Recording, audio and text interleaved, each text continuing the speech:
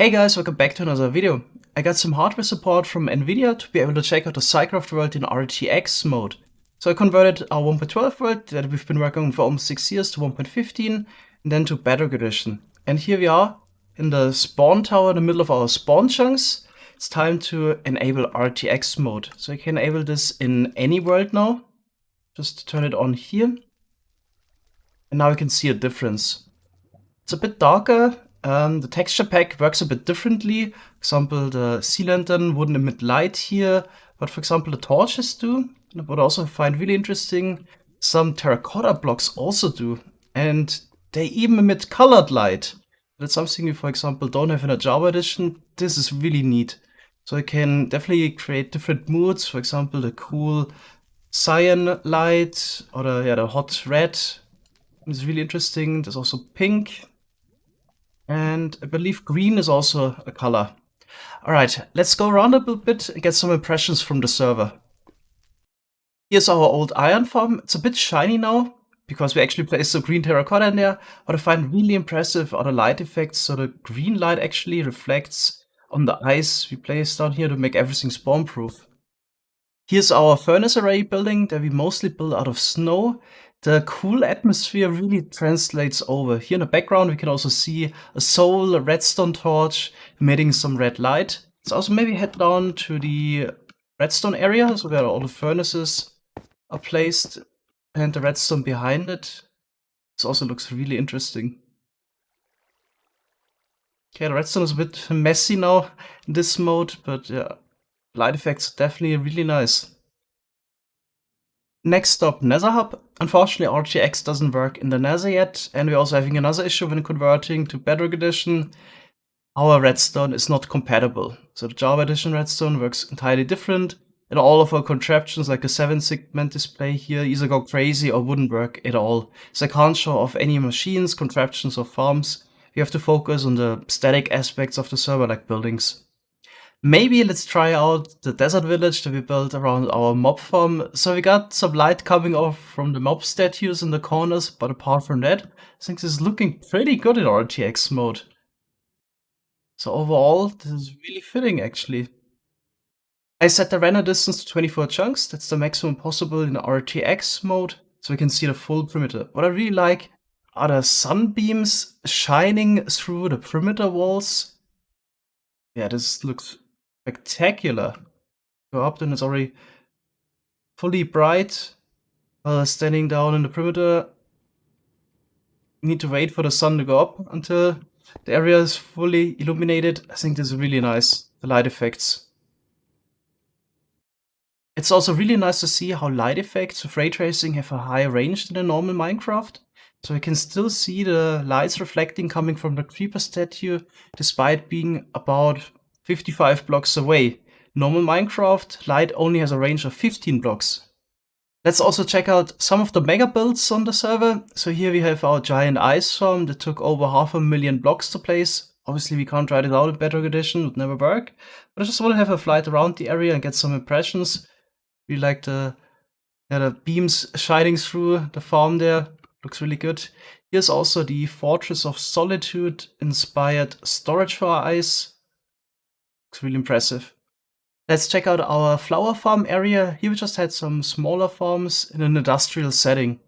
Here's, for example, the interior of one of our flower farms.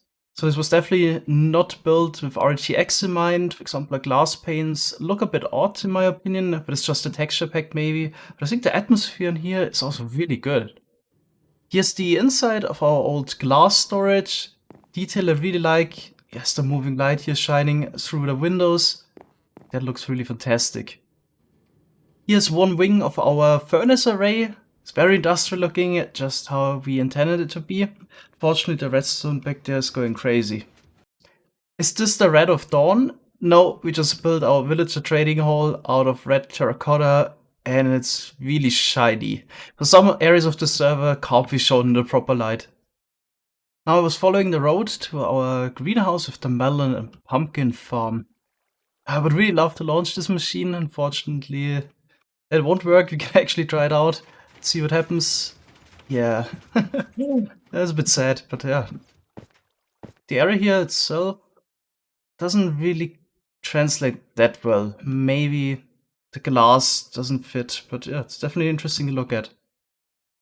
Let's also check out an area that probably could be best described as a redstone monstrosity, the old tree farm complex. So there we didn't put any facades around the farms, just have the bare redstone. It's definitely interesting to look at. I also want to show off our latest mega project, the Creeper Farm area, but I got a feeling it's just way too large to be shown in Rtx mode. But it's actually also my first time I'm just playing Bedrock Edition, so this would be the perfect opportunity to check it out in normal Bedrock Edition graphics, but on a really high render distance. I really love seeing the full scale of the perimeter for the first time in-game. We made some renders of it, but in-game is definitely something else if you can just look around. I'll also try to load in the other areas. Over there we had a crafting system, and we should be able to see the quarry we used to dig out. Yeah, the crafting area. As it's my first time playing Bedrock Edition, I also want to create something, so I thought about redoing the tunnel bore from the Java edition. So there's a machine where we shoot TNT forward to mine a tunnel underground. This should actually be a bit simpler in Bedrock, because in Java we rely on TNT duping, which is a bit harder to set up and requires more blocks than just being able to push around a dispenser filled with TNT, which we can do in Bedrock. Back to Rtx mode and now Bedrock Edition Redstone. So in general, it's a bit easier, I feel like, to create things in Java Edition because you just have a lot more options. So I'll just show some of the main differences between Java and Bedrock. So the first one is that the update order in Bedrock Edition is actually randomized. In Java Edition, despite having the same delay here with the repeater and comparator, the left piston would always activate, because the repeater updates before the comparator. But in Bedrock Edition, if two things happen in the same tick, then it's actually randomized what happens first. So I could try this out a couple times, and eventually this piston would extend. So that's something we couldn't work with. Update order, two things happening at the same time, because then we introduce randomness. Then another thing that's important is that sticky pistons would never drop their block despite receiving a short pulse. They would always extend and retract the block again. And obviously, one of the nice things in Bedrock Edition that I envy Bedrock of is that you are able to move chests, dispensers, all the block entities. There's also differences when it comes to the timings. For example, a piston of redstone block powering another piston doesn't add 3 game ticks of delay. It seems like it's 4 game ticks or 2 redstone ticks. You can check that out here. Both lamps, the other end, would activate at the same time. In general, there's also not this extra layer of game ticks when it comes to redstone. So the instructions of repeaters, etc., are only processed 10 times a second. The game still runs at 20 ticks per second. For example, water flows every 5 game ticks. But even if you would add an observer to detect it, all the instructions are only processed every 2 ticks.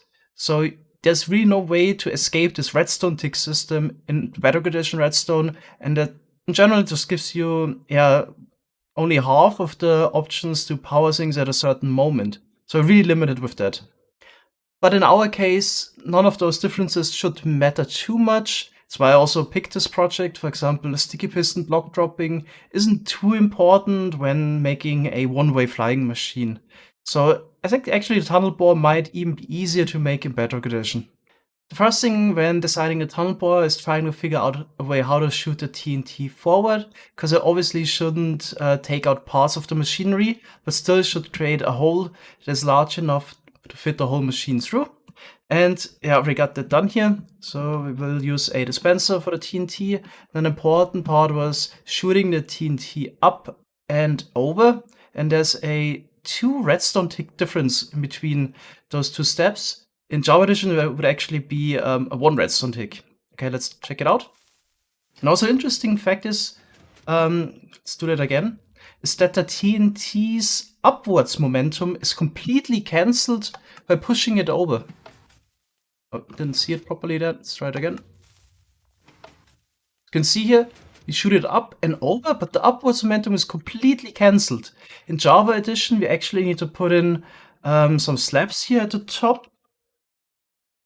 So the upwards momentum is cancelled by colliding with the slab, then falling down to get a nice trajectory. But in Bedrock Edition, this isn't required at all, so this also will make it easier.